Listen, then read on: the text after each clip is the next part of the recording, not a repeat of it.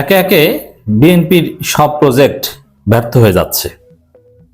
BNP সরকার পিছু হচ্ছে এবং জামাত এনসিপি চালকের আসনে বসছে। দর্শক, হ্যাঁ, রাজনীতির সর্বশেষ হালচাল দৃশ্যপট এটাই।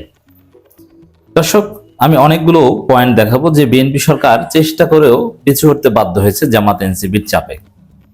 দেখেন, প্রথমে আসি পিলখানা হত্যাকাণ্ড কিংবা সেনা হত্যাকাণ্ডের পূর্ণ তদন্ত বিষয়ে।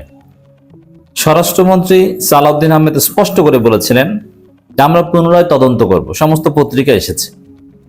তারপরে স্বরাষ্ট্রমন্ত্রী কার্যত ক্ষমা চেয়েছেন যে না, আমরা পুনরায় কোনো তদন্ত করব না, আমি আগেরবার না বুঝে বলেছিলাম। অজানা পিছু হচ্ছে কেন? সমালোচনার কারণে। তো দর্শক, এগুলো একটা। এরপর পুলিশ হত্যার তদন্ত করবে। যে চারদিকে জনগণ প্রতিবাদ শুরু করলো, রাজপথে নামা দরকার হয়নি, জাস্ট ফেসবুকে প্রতিবাদ। এক পর্যায়ে বল না, কোনো পুলিশ হত্যার তদন্ত করবো না, সুরক্ষা আইন যেটা হয়েছে ওইটাই থাকবে। পিছু হটেছে। আরো নানান বিষয় আছে, জাস্ট আমি সিগনিফিকেন্ট দুইটার কথা বললাম। এরপরে এবার আসেন এখনকার মূল টপিক।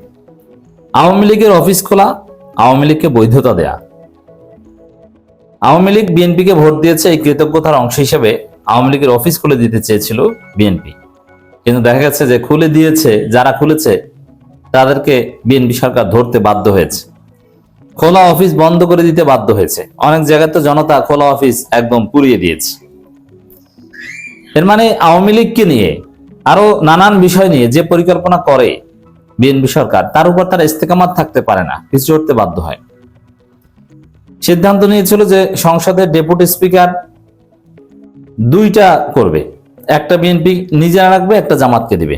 কিন্তু পরবর্তীতে এইসব ছলচাতুরি বুঝতে পেরে বিএনপি সিদ্ধান্ত নিয়েছে না, ডেপুটি স্পিকার জামাতকে দিবে। যদিও জামাতের এখানে ভিন্ন অবস্থান আছে, যে জুলাই সনদ বাস্তবায়ন করার পর তারা ডেপুটি স্পিকার চায়, আগে ভাগেই তারা চায় না। মানে বিএনপির একটা উদ্দেশ্য আছে, ইল মোটিভ আছে। জামাত যেটা মনে করছে যে তাদের পছন্দ মতো যতটুকু ইচ্ছে ততটুকু বাস্তবায়ন করবে, যতটুকু ইচ্ছা করবে না। তাই জামাত এই সুযোগটাও দিতে চাচ্ছে না।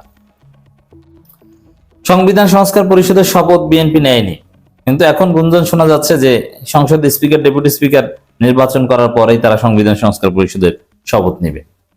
রাষ্ট্রপতি চুপ্পুকে রেখে দেওয়ার অ্যাসাইনমেন্ট বিএনপির উপর আছে 2028 সাল পর্যন্ত, কিন্তু চারদিক থেকে যেভাবে চাপ আসছে তাতে অচিরেই রাষ্ট্রপতিকে অভিশংসন করতে বিএনপি বাধ্য হতে পারে।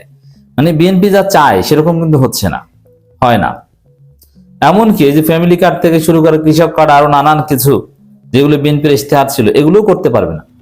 কারণ বিশ্বব্যাপী যে ভয়াবহ অস্থিরতা তৈরি হয়েছে, জ্বালানি তেলের দাম অনিবার্যভাবে যেভাবে বাড়বে, আপনারা জ্বালানি স্থাপনাগুলোতে টার্গেট করে হামলা করা হচ্ছে। হরমুজ প্রণালী কার্যত বন্ধ হয়ে যাওয়ার উপক্রম হয়েছে। হরমুজ প্রণালী বন্ধ হলে শুধু বাংলাদেশ না, সারা পৃথিবীতে জ্বালানির দাম এক পর্যায়ে ডাবল হয়ে যাবে এবং ইরান যুদ্ধ এটা স্কেলেট হওয়ার সম্ভাবনা রয়েছে। এমনকি এখন এটা পুরো গালফে ছড়িয়ে পড়তে পারে। আর যদি কোনো রকম চীন এবং রাশিয়া এনগেজড হয়, তাহলে তো এটা ওয়ার্ল্ড ওয়ার। যদিও চীন রাশিয়া এই যুদ্ধে অংশগ্রহণ করবে বলে মনে হচ্ছে না। এখন এটা ওয়ার্ল্ড ওয়ার না হলেও একটা regional war, just between 2 or 3 countries, এটা না, পুরো গালফে যুদ্ধ ছড়িয়ে পড়বে। সৌদি আরব, আরব আমিরাত, বাহরাইন, কুয়েত, কাতার, সবার উপর অনিবার্যভাবে প্রভাব পড়েছে। এবং ইরানের নীতি এটাই যে আমরা ভালো থাকতে পারবো না, তোমরা কেউ ভালো থাকতে পারবে না। ইরান আক্রান্ত হলে পুরো মধ্যপ্রাচ্য আক্রান্ত হবে, এটা অনিবার্য। তোমার যে যত বড়ই তেল শোধনাগার হোক না কেন, আমরা ভালো রাখবো না, এই বার্তাটা ইরান শুরুতেই দিয়ে দিয়েছে। যার ফলে ভয়াবহ ভাবে জ্বালানির দাম বাড়বে। আর জ্বালানির দাম বাড়লে মুদ্রাস্ফীতি হবে, মূল্যস্ফীতি হবে, যাতে বিএনপির যে পরিকল্পনাগুলো, ফ্যামিলি কার্ড, কৃষক কার্ড, এগুলো আসলে শুরু করতে পারবে না। ফ্যামিলি কার্ড ওটা এমনিতেই একটা অবাস্তব থিওরি, এত টাকা নাই ওখানে। জাস্ট ওই যাদের পঙ্গু ভাতা কিংবা বয়স্ক ভাতা আছে, ওইগুলো জাস্ট একটা কার্ডে ঢুকিয়ে 2-4 টাকা বাড়িয়ে দিবে। এবং যে পরিমাণ লোককে পঙ্গু ভাতা বা এই ধরনের এই বয়স্ক ভাতা দেওয়া হয়, এর চাইতে বেশি লোককে বিএনপি আদৌ দিতে পারবে না।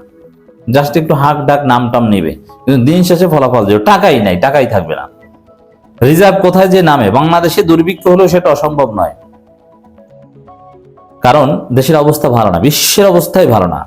বিএনপির কপাল খারাপ, আগের বার যখন বিএনপি ক্ষমতা এসেছিল তখনও কিন্তু পুরো গালফে অস্থিরতা ছিল। 2006 সালে যে বিএনপি সরকার আমলে বাংলাদেশের ইতিহাসে সবচেয়ে দুঃশাসন ছিল এবং দ্রব্যমূল্যের ঊর্ধ্বগতি সবচেয়ে ভয়ানক ছিল। এটার বিএনপির চাঁদাবাজি সন্ত্রাসী তো কারণ আছেই, তার মধ্যে গালফে একটা অস্থিরতা এটাও কিন্তু কারণ ছিল।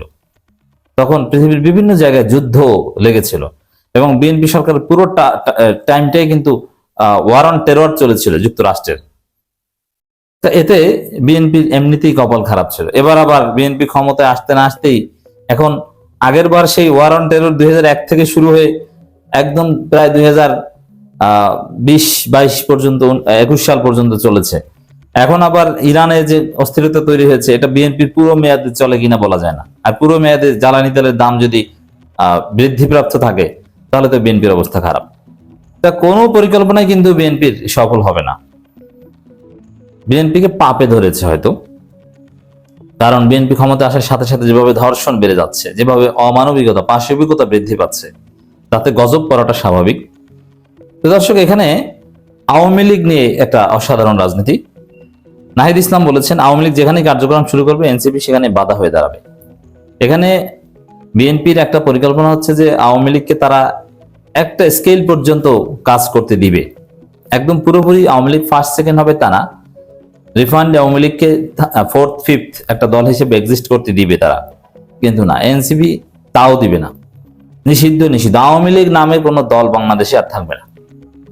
এখন এনসিপি যদি বাধা হয়ে দাঁড়ায়, এনসিপি বাধা হয়ে দাঁড়াবে মানে কি, এনসিপি আওয়ামী লীগের সাথে যতটা সংঘাত সংঘর্ষে জড়াবে তার চাইতে বেশি জড়াবে বিএনপির সাথে। সংসদে বিএনপিকে দায়ী করবে, আওয়ামী লীগের পুনর্বাসনকারী হিসেবে বিএনপিকে আখ্যায়িত করবে সংসদে এবং ঢাকায়। দেশব্যাপী নারায়ণগঞ্জে কিংবা পঞ্চগড়ে আওয়ামী লীগ অফিস করলে সেই অফিসে আগুন দেওয়ার দরকার নেই, বিএনপিকে দায়ী করবে। এতেই বিএনপি বাধ্য হবে। আরো বিএনপির তো হাজারো দুর্নাম আছে, এগুলো সব সংসদে পেপার কাটিং সহ ওরা উপস্থাপন করবে, যাতে বিএনপি এক পর্যায়ে বাধ্য হবে আওয়ামী লীগ পুনর্বাসন থেকে পিছু হটতে এবং আওয়ামী লীগকে ধরতে বাধ্য হবে। যে দেখেন আইবির জামিন, আবার আইবি শোন অ্যারেস্ট, আর হ্যাঁ কিছুদিনের জন্য মুক্তি পেলেও আবার ধরবে। আইবির যদি এই অবস্থা হয় যে আইবি আওয়ামী লীগের মূল ধারায় ছিল না, তাহলে মূল আওয়ামী লীগ যারা গ্রেপ্তার হয়েছে এদের কপালে বিপদ আছে। ইউনূস থাকলে তো একটা বিষয় ছিল যে কয়েকজন ফাঁসি টাসি হয়ে যেত, এখন ফাঁসিও হবে না, মুক্তিও পাবে না, এরকম ঝুলন্ত অবস্থায় ওদের ভাগ্য থাকবে। এটা আরো বেশি কষ্টের, তার চাইতে ফাঁসি হয়ে যাওয়া একদিক থেকে ভালো। পতিত আওয়ামী লীগ দেশের যেখানে কার্যক্রম শুরু করার অপচেষ্টা করবে এনসিপির কর্মীরা সেখানে বাধা হয়ে দাঁড়াবে। এনসিপি আর আওয়ামী লীগ একসঙ্গে থাকতে পারে না বলে হুঁশিয়ারি জানিয়েছেন জাতীয় নাগরিক পার্টি এনসিপির আহ্বায়ক নাহিদ ইসলাম। তিনি আরো বলেন সংস্কারের বিষয়টি গণভোটে নির্ধারিত হয়ে গেছে, জনগণের এই স্বতঃস্ফূর্ত রায়কে আদালতের মাধ্যমে অস্বীকার করার অপচেষ্টা চলছে। এটা হয়তো হবে, এর পরিণতি ভয়াবহ হবে, আরো সতর্ক করেন ছাত্রনেতা।